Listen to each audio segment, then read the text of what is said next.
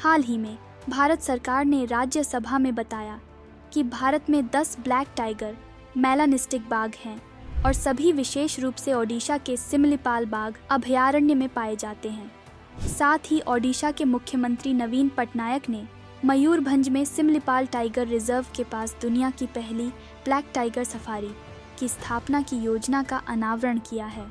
इस दूरदर्शी परियोजना का उद्देश्य पर्यटकों और आगंतुकों को मेलानिस्टिक बाघों की एक दुर्लभ झलक प्रदान करना है, जिन्हें आमतौर पर काले बाघ के रूप में जाना जाता है। आइए सबसे पहले जानते हैं ब्लैक टाइगर्स के बारे में।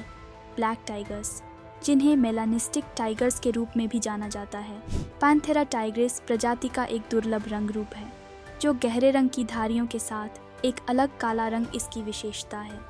यद्यपि आनुवंशिक भिन्नता ही इस टाइगर की काली रंजकता के लिए जिम्मेदार एक विशिष्ट जीन की उपस्थिति का परिणाम है। अगर बात करें इसके आनुवंशिक आधार की, तो काले रंग का श्रेय मेलानिस्टिक जीन की उपस्थिति को दिया जाता है, जो रंग द्रव्य विशेष रूप से मेलेनिन के उत्पादन को प्रभावित करता है।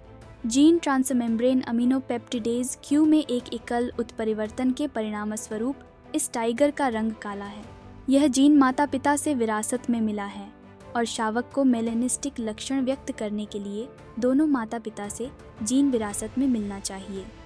अगर हम ब्लैक टाइगर के भौगोलिक वितरण को देखें, तो मेलानिस्टिक टाइगर विभिन्न क्षेत्रों में दुर्लभ रूप से रिपोर्ट किए गए हैं। साथ ही वे विशेष रूप से भारतीय उपमहाद्वीप के घने जंगलों से जुड़े हुए हैं, अपितु भारतीय राज्यों जैसे ओडिशा, असम और सुंदरबन मैंग्रोव क्षेत्र के जंगलों में कुछ मेलानिस्टिक बाघ देखे जाते रहे हैं। यद्यपि मेलानिस्टिक टाइगर अत्यंत दुर्लभ जीव हैं, जो कुल बाघ आबादी का केवल एक छोटा सा प्रतिशत बनाते हैं। उनकी दुर्लभता इस रंग को व्यक्त करने के लिए माता पिता दोनों को एक शावक के लिए मेलानिस्टिक जीन ले जाने की आवश्यकता के कारण है।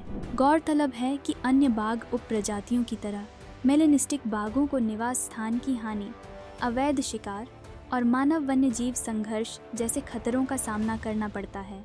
वहीं ब्लैक टाइगर की आयुसीएन स्थिति संकटग्रस्त बताई गई है।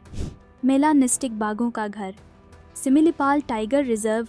जैसा कि इस वीडियो की शुरुआत में हमने जाना कि ओडिशा के मुख्यमंत्री नवीन पटनायक ने सिमलीपाल टाइगर रिजर्व के पास ब्लैक टाइगर सफारी की स्थापना की योजना का अनावरण किया है।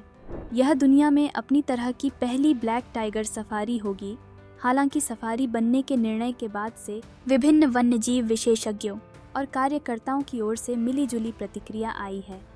सिमलीपाल के ब्लैक टाइगर के विशेषज्ञ लाला ए.के. सिंह के अनुसार सफारी के निर्माण का मतलब इन टाइगर को एक बंद जगह में रखना है। यह आगंतुकों के लिए एक आकर्षण होगा। इसके अलावा राष्ट्रीय वन्य जीव बोर्ड के पूर्व सदस्य बिस्वजीत मोहंती के अनुसार ब्लैक टाइगर के लिए सफारी बनाकर ऐसे दुर्लभ फेलिड्स को बाड़ों में रखने का विचार सही नहीं है। वे स्वतंत्र रूप से घूमने वाले वन्य जीव हैं। ब्लैक टाइगर कोई अलग उपप्रजाति नहीं है। वे जीन उत्परिवर्तन वाले बंगाल के बाघ हैं, जो उन्हें उनके विशिष्ट गहरेधारी पैटर्न देते हैं।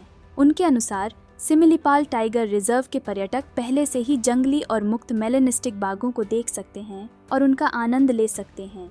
अब सिमलीपाल टाइगर रिजर्व से संबंधित कुछ बेसिक बातों को भी जान लेते हैं। यह टाइगर रिजर्व ओडिशा के सबसे उत्तरी भाग में मयूरभंज जिले के भीतर स्थित है।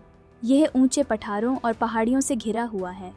वर्ष 1956 में इसे टाइगर रिजर्व घोषित किया गया और 1973 में राष्ट्रीय संरक्षण कार्यक्रम प्रोजेक्ट टाइगर के तहत शामिल किया गया। सिमलीपाल टाइगर रिजर्व 2250 वर्ग किमी के संक्रमणकालीन क्षेत्र के साथ वर्ष 2009 में यूनेस्को द्वारा बायोस्फीयर रिजर्व के विश्व नेटवर्क के एक भाग के रूप में शामिल किया गया था।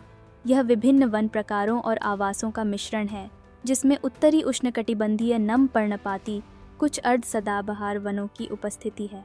यह दुनिया का एकमात्र ऐसा क्षेत्र है जो मेलानिस्टिक बाघों का आवास है। इस टाइगर रिजर्व के आसपास का क्षेत्र विभिन्न जनजातियों का निवास है, जिनमें कोल्हा, संथाला, भूमिजा, भटूडी, गोंडा, खड़िया, मांकड़िया और सहारा शामिल हैं। यहाँ ऑर्किड की 94 प्रजातियों सहित पौधों की 1078 प्रजातियाँ यहाँ पाई जाती हैं तथा साल यहाँ की प्रमुख वृक्ष प्रजाति है।